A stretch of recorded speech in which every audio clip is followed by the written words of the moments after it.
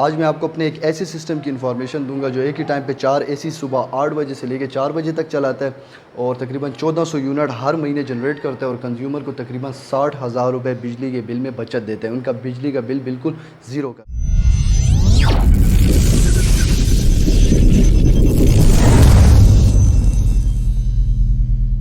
बिस्मिल्लाहिर्रहमानिर्रहीम, मेरा नाम engineer Salman and welcome to S A solar. अच्छा, आज आपको मैं एक सोलर सिस्टम के हवाले से बताऊंगा जिसके ऊपर हम एक ही टाइम के ऊपर पूरे घर का लोड भी चला रहे हैं और तकरीबन 4 डीसी इन्वर्टर 1.5 टन के एक ही टाइम के ऊपर इसके ऊपर हम चला रहे हैं। तो इसकी स्पेसिफिकेशन सबसे पहले मैं आपको बताता हूँ।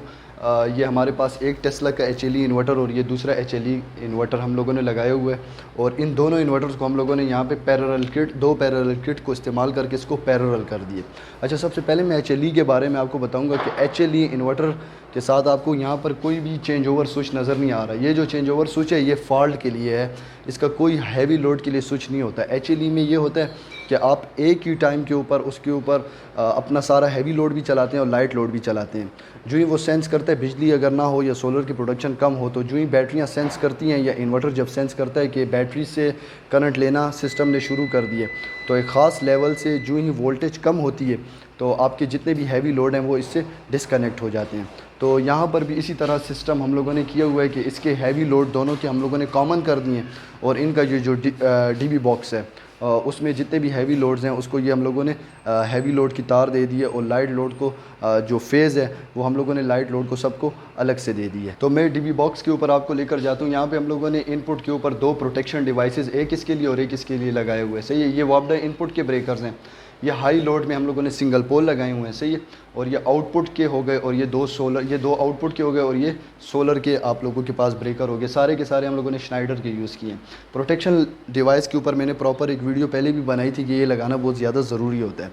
खुदा न खासा हाई स्पाइक आती है या कोई वोल्टेज की कोई ऐसी स्पाइक आती है जो इन्वर्टर को नुकसान दे सकती है, तो वहाँ पे ये प्रोटेक्शन डिवाइसेस ख़ुद को जला देते हैं लेकिन आपके इन्वर्टर को महफूज। इसके साथ ही हमने 4 ओसाका की बैटरियाँ 185 AH की लगाई हैं और इसमें हमने 25 mm की वायर, जिस तरह मैंने पहले भी आपको बताया था, वो यूज़ की है। और ये जो डबल वायर आपको नज़र आ रही है ये यहाँ पे पैरेलल कनेक्शन है। आप यहाँ पे देख सकते हैं इस टर्मिनल के साथ 2 वायर्स और इसके साथ भी 2 वायर्स, प्लस और माइनस को हम लोगों ने पैरेलल करके दोनों इन्वर्टर्स को, चारों बैटरियाँ, एक इन्वर्टर को भी 4 और दूसरे को भी 4 दे दी। ये आपके अपने साथ म्यूचुअल शेयरिंग करते हैं।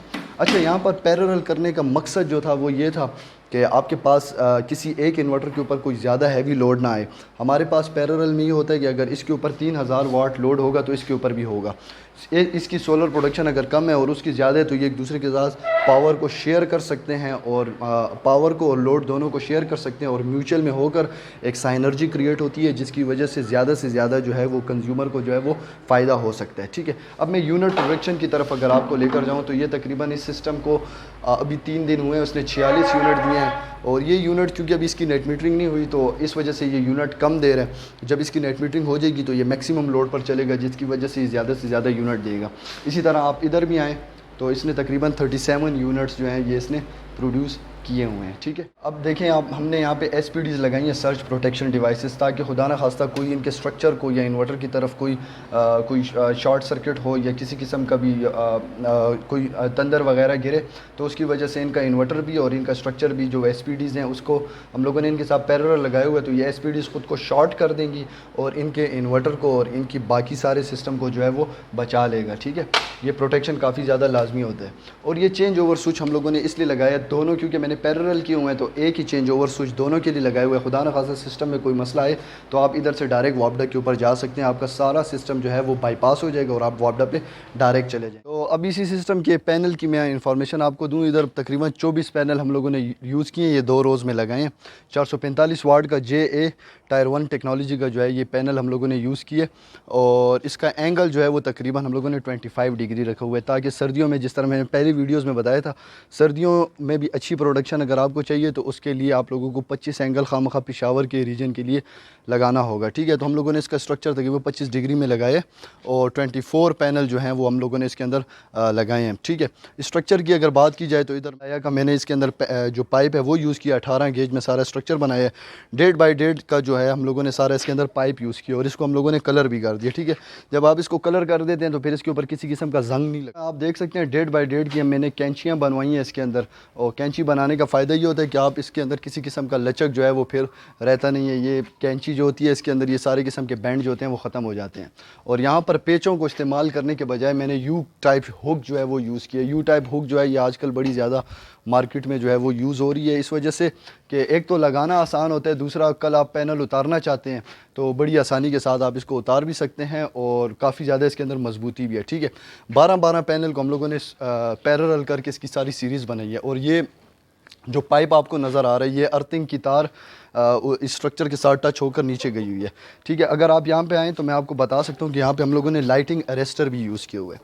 आप वो देख सकते हैं, वो लाइटिंग अरेस्टर, खुदा न खास्ता कोई तंदर स्पाइक इसके ऊपर आती है, ऊपर से कोई तंदर की कुछ किरण वगैरह सी इसके ऊपर आती है तो ये स्ट्रक्चर को हिट करने के बजाय डायरेक्ट जो है ये लाइटिंग अरेस्टर पे जाएगा और वो उसको अर्थ कर देगा और ये आपका पूरे का पूरा जो स्ट्रक्चर है वो इससे बच। के साथ ही आप देख सकते हैं एक बाय एक कि मैंने कंक्रीट के ब्लॉक यहाँ पे बनवाए हैं ताकि खुदा न खास्ता बहुत तेज़ हवा भी चले तो ये स्ट्रक्चर उड़ ना सके, अपनी जगह पर ही रहे। उसके अलावा मैंने हवा से बचने के लिए यहाँ पर आप देख सकते हैं 2-2 इंच का हर एक पैनल के दरमियान हम लोगों ने डिस्टेंस रखा है ताकि खुदा हवा आए तो वो इसमें से गुजर सके। पीछे से अगर हवा आएगी तो वो आगे जो स्ट्रक्चर है वहाँ से निकल सकती है और सामने से आए तो वो भी सामने उसके पास काफ़ी ज़्यादा साइडों पे भी रास्ता है और बाकी सब कुछ भी है। ये आपने देखे स्ट्रक्चर प्रॉपरली मैनेज करना होता है, ऐसी जगह पे बनाना होता है कि सुबह से लेके शाम तक जब तक सूरज है तो इसके ऊपर किसी किस्म का साया ना आए। अब आप देख सकते हैं यहाँ जहाँ पे मैं खड़ूँ तो वहाँ पे काफ़ी ज़्यादा साया है, लेकिन हमारे पैनल के ऊपर किसी किस्म का साया नहीं आ रहा। ठीक है,